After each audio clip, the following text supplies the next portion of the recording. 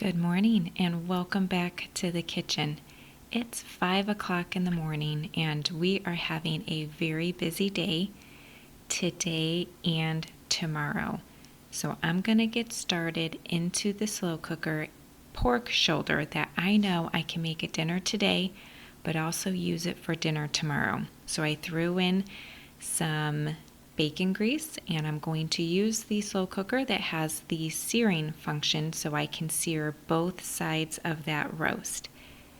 Today's 2-ingredient meal will also serve for dinner tomorrow something completely different. Doesn't even feel like we're having leftovers. So today we're having pork and sauerkraut. I'm using 1 jar of my homemade home canned sauerkraut. I only have 1 jar left. I was so bummed to see that. I did not do any fermenting this year, so unfortunately, that's my last jar until I decide to do some fermenting again, maybe next year. But I am going to use 1 jar of store-bought sauerkraut. I have 2 jars on the shelf. I'm going to use one of those. My husband does like sauerkraut. I like my homemade version because it's not as sour.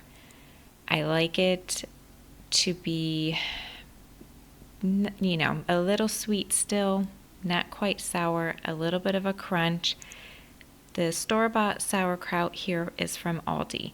It is very, very thinly sliced. I do like that actually, and so my next attempt of doing my homemade sauerkraut, I might try to get it like really thin the way they do.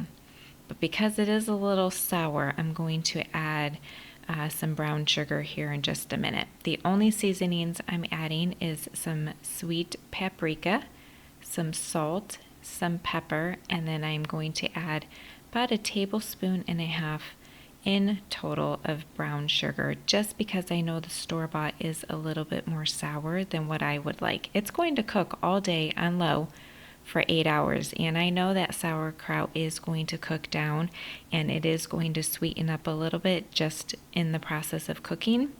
But just in case, I want to make sure that it's not too pungent for me.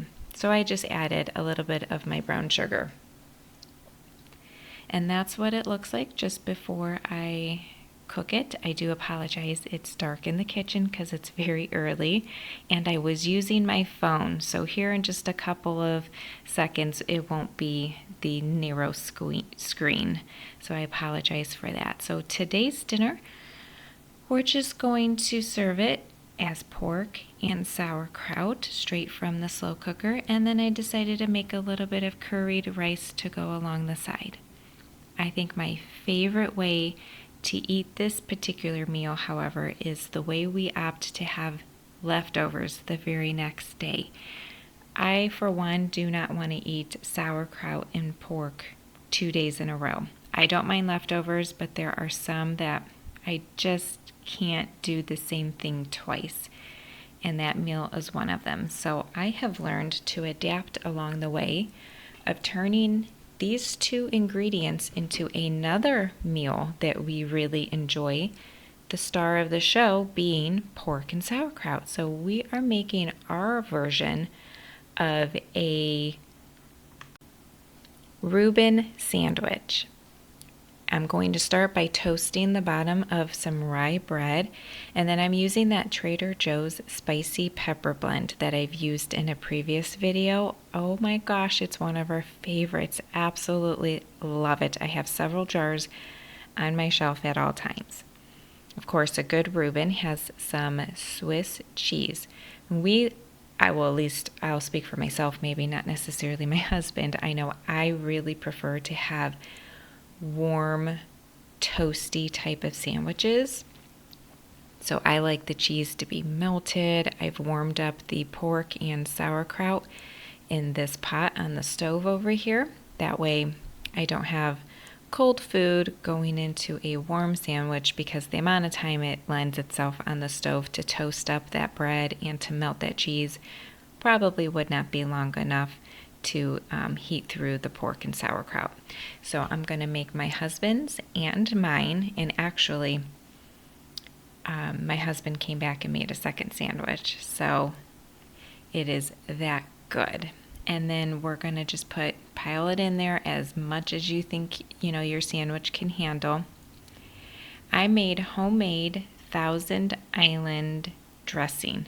Mayonnaise, ketchup, sweet paprika, little salt, little pepper, splash of vinegar, and what else am I missing? Oh, and then the relish. A bread and butter or sweet pickle relish is what I used. It's so good. I'll put the ingredients and the recipe that I used down below in the description box for you. No need to purchase from the store, especially when this is really the only time we use that type of a dressing. So I just whip up a small batch every time I need it. And then nobody decided to put out a new thing of butter, so I'm working with cold butter. So I just drop it on my pan, on my skillet, get it good and melted, and then flip my sandwich over to get that side of the sandwich nice and toasty. I would be willing to bet that if there's somebody in your house that doesn't love pork and sauerkraut, that they probably would eat this and not even realize that the sauerkraut is in there, which is why I absolutely love having this as a sandwich the very next day. The cheese is melted, and this is what Tamika on TikTok would say slouchy. This was a slouchy sandwich. It's messy, but it is so good. It is worth making every now and again. The best part about this too is if you don't have the cabbage, well, rather the sauerkraut anyhow, and pork, what you could do is you could just open a thing of your canned pork. It will shred up really nicely. You could buy sauerkraut from the store. You don't even have to make it as a hot sandwich. You can absolutely make it cold. So just use what you have, use what's in your kitchen, improvise. When I make this, it's a little different every time, but I would say the main ingredients, of course, are basically the same. Use a nice, good, crusty bread. We did have some rye bread in the freezer, so I pulled out a few slices just for tonight, and oh, it's so good. We served it alongside some chips and some pickles. So I hope this kind of gives you an idea of how you can make one dinner for one day, but then plan to use it as something else the very next day. People who don't like leftovers, you can still have leftovers and make something different from it.